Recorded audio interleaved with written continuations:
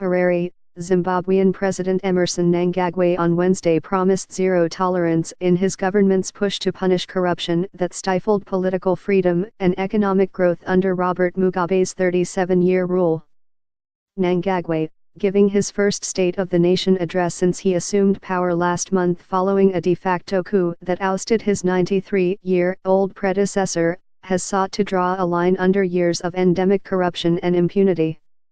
Under pressure to deliver results, especially on an economy crippled by severe currency shortages, Mnangagwa said reforms of a bloated state sector would be launched in early 2018. With opposition parties calling for widespread political reforms before an election next year, he repeated a promise that his government would do everything in its power to ensure a credible, free and fair ballot.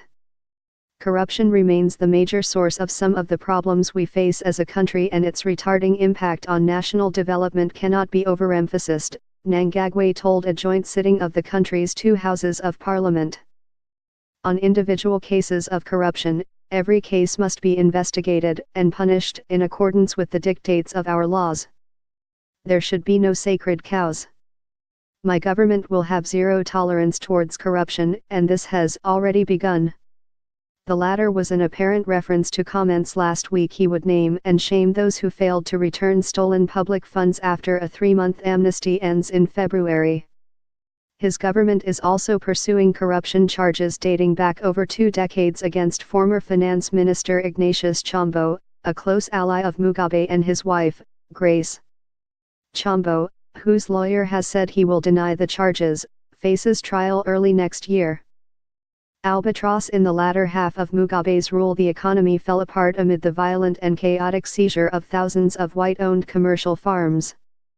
Billions of dollars of domestic debt issued to pay for a bloated civil service triggered a collapse in the value of Zimbabwe's de facto currency and hyperinflation.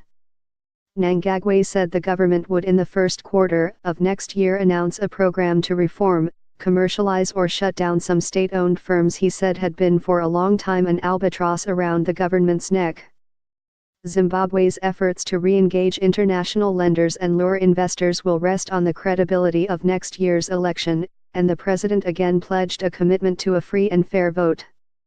To level a playing field, they say, is skewed in favor of Mnangagwa's ZANU-PF party. Opposition parties have however challenged his army-backed government to first enact a long list of electoral reforms. They include a new voters' roll, opposition access to public media, allowing an estimated 3 million Zimbabweans living abroad to vote, and international observers including the United Nations.